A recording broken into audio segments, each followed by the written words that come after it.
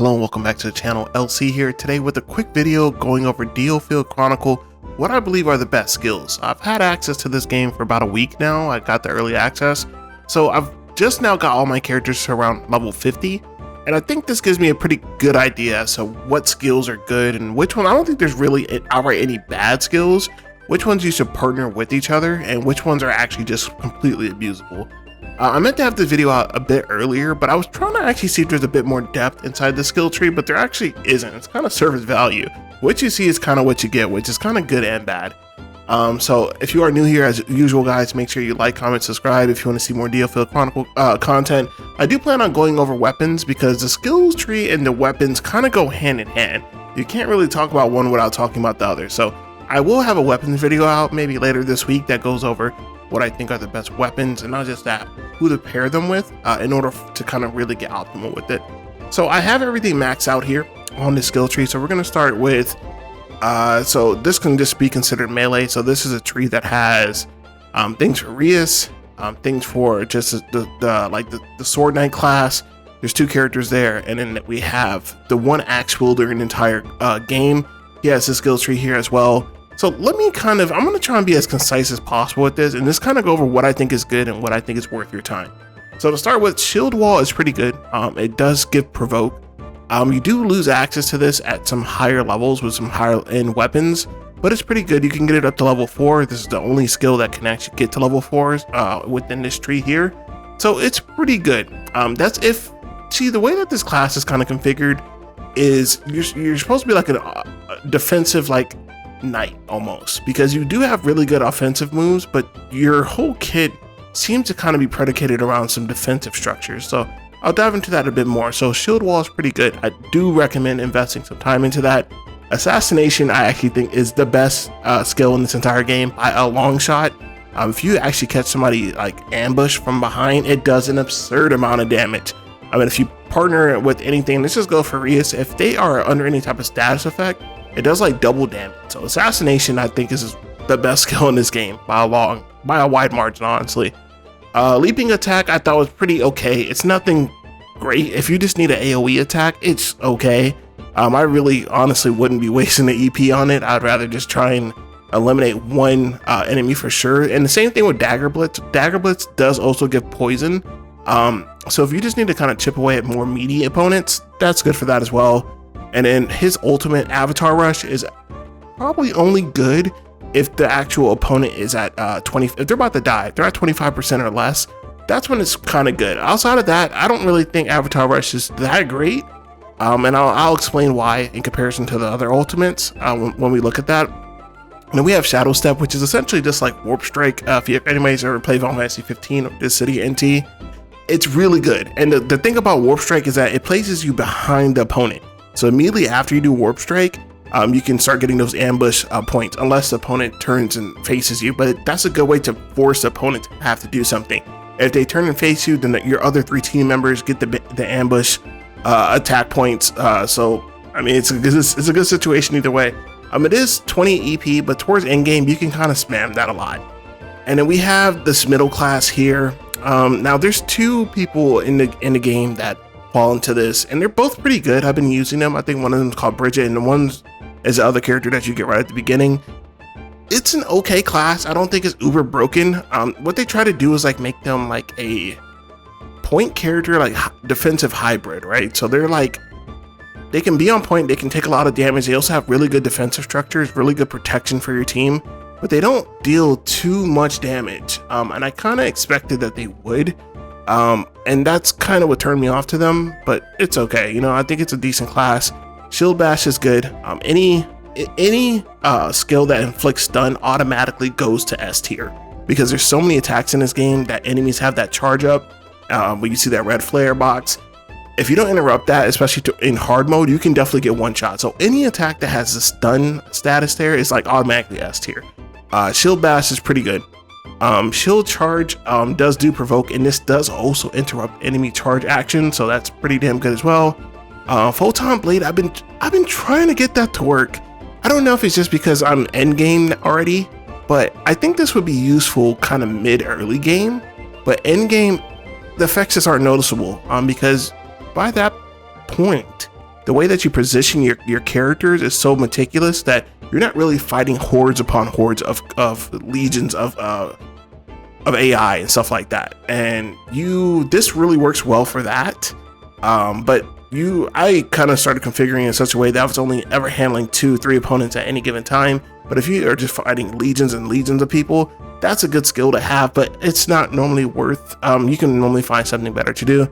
Roundhouse Slash is good, but the main problem with that is that it's not available on the 2 best weapons in the game, which makes it kind of useless. Again, the skill system in this game, I really wish they just kind of opened it up so that you could just pick the skills, and just kind of like learn it permanently. But because they're kind of forced that partner situation where, okay, so you have a point character, and I'll show you guys here at the end. You have a point character, and they have the best weapon in the game. You want to not actually give your secondary character also the best weapon in the game. You want to give them like the 3rd best weapon in the game because it has different skills and stuff like that. But it's a huge trade-off. You're not doing as much damage. It's just not my cup of tea, honestly. So this one is pretty good. Roundhouse Slash, and then for the ultimate, Phantom Sword is pretty good. I prefer it greatly over Avatar Rush unless the opponent's like, very low. It's pretty good. It's pretty decent. Not one of the stronger ultimates, but it can definitely help close out some stuff. And then we have the Axe Wielder. So his kit is pretty good actually. His is just like the Dragon Rider Zarquin or something like that. They heal themselves with a lot of their attacks, and that becomes super clutch, especially in game. Not having to constantly, heal DPS out there is really, really good. Boomerang Axe is good.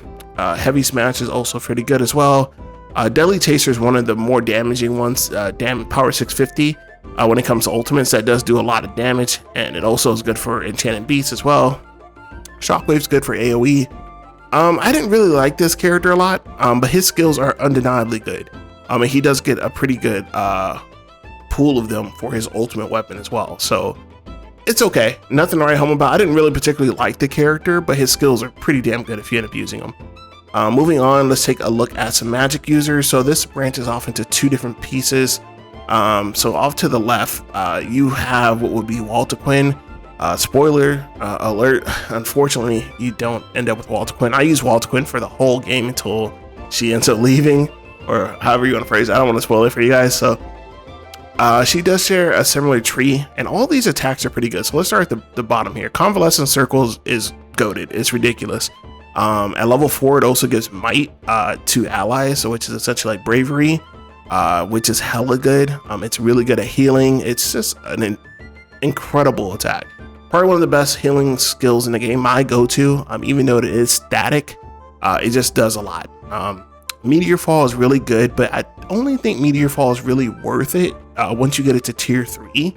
I think that it doesn't do enough like damage to actually kills people, and it does give burn, but sometimes unless you're stacking that with follow-up attacks that go by status effect and stuff like that, then it's worth it. But I didn't think it was that good, honestly. Frostbind is very clutch. Any attack that interrupts opponent's charge time is automatically S tier. So Frostbind's really way up there. Inflict Freeze. Once you actually get this fully leveled up, the radius is really good. It's pretty good attack. Pandemic is good. It doesn't really do a ton of damage, even fully leveled up with the ultimate weapon. It didn't really do that much damage, but I guess you're in it for the status effects. It's not really that great of an attack. I'll give it like a C.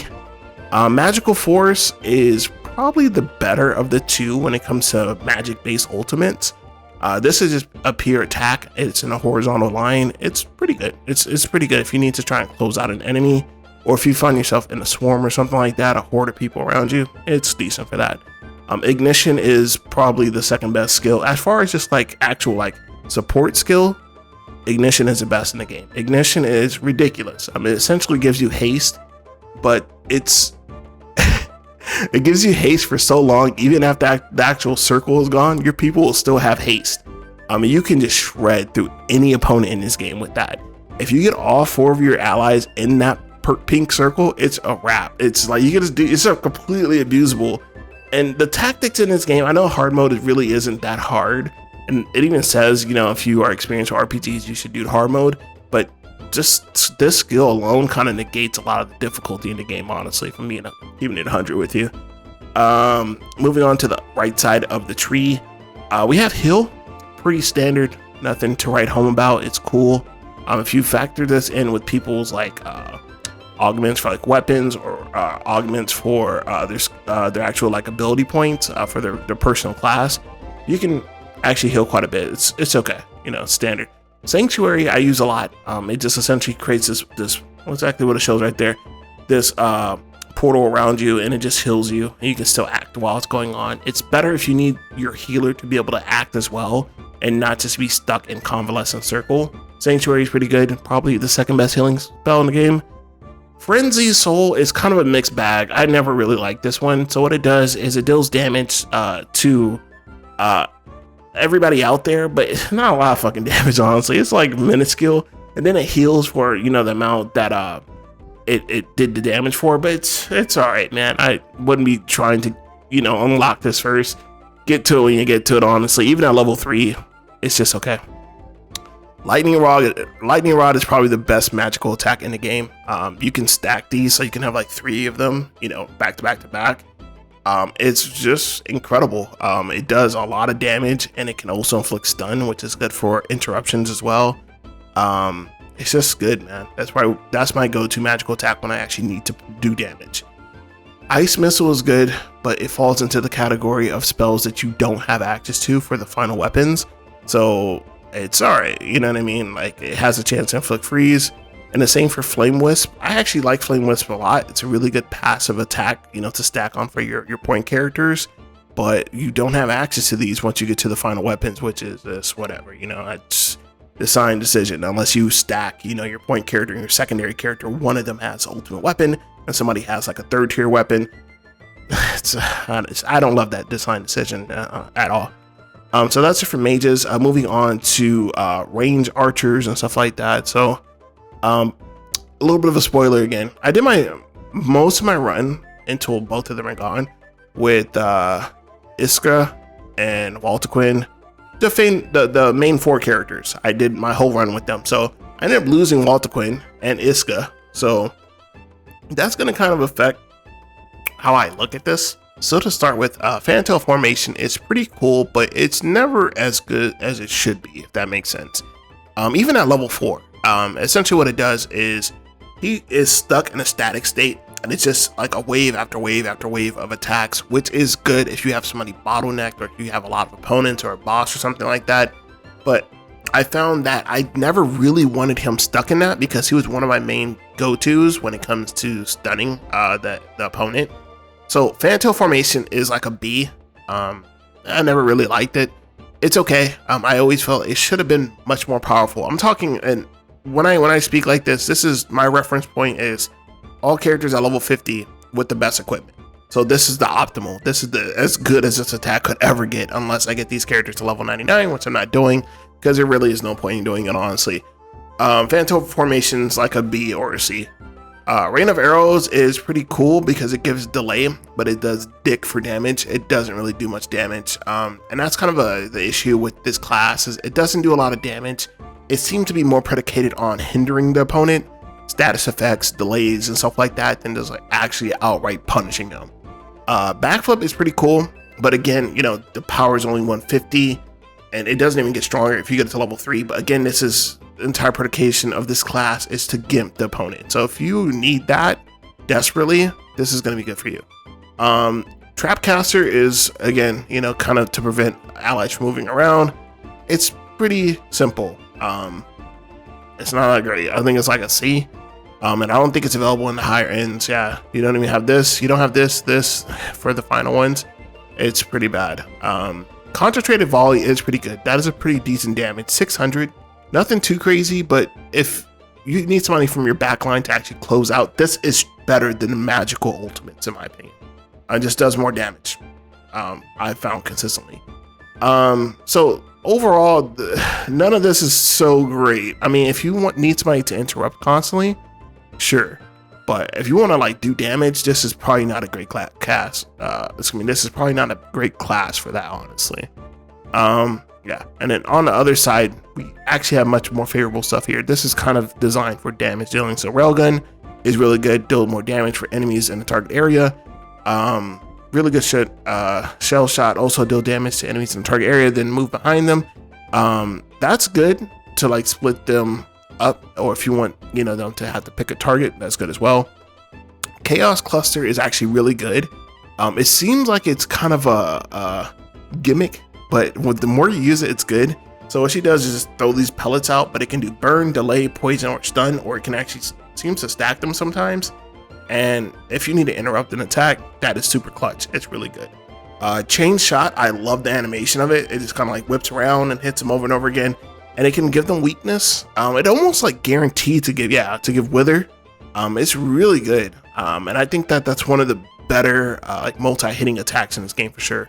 And then Headshot, I found to be pretty like inconsistent. Even when you get it to level 3, it increases critical hit rate by 100%.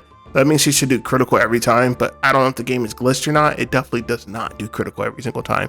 It's super inconsistent. Like sometimes it would do like 60, so it'd do like 600, and sometimes it'll do like 1.8, and it's just like, and these are against the same opponents, right? I just like doing the farming strats. It just seems inconsistent. I could be doing something wrong, but I never wanted to bank on it. If I needed to close out something, I would not be using Headshot. It's just super inconsistent from what I've seen. So the right side of the house when it comes to archers and stuff like that is way better than left. Left is more utility if you need to stop something. It's really good for that. And let's take a look at Calvary. So Calvary, to end this, is pretty goated.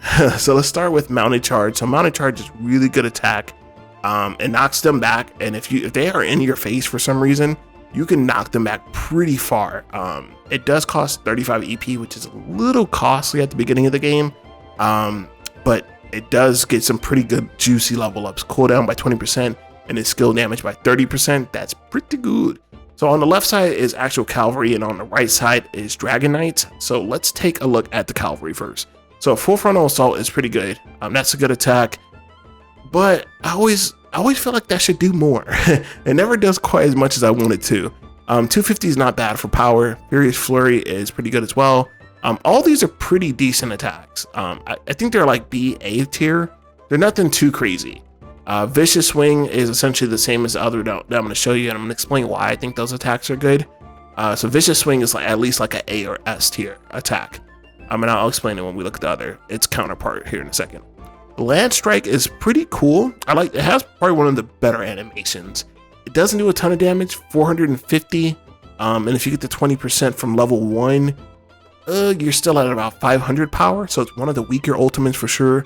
Sharpshooters take extra damage, but if you got that close to Sharpshooter, you can probably shred them anyway. You don't really need to use an ultimate. Horse Kick is one of the more unique attacks in this game. I love the way it looks, and you end up behind them. It's pretty good. You swap positions with them, and it's 100% for stun. So if you need somebody on the front line that can stun as well, Horse Kick I think is one of the better utility attacks for sure within the Calvary's kit. Now let's look at Dragon Knight. So I think just out the gate that their kit's far superior than most of the characters in this game outside of Rias. So Flame Breath is good. It can hit 3 attacks, and then it does burn, so it does like stacks of damage on top of it, like 20. It's pretty damn good. These are like, this is what I use for DPS, and both of them are good. Like Chapelman and Zorquin.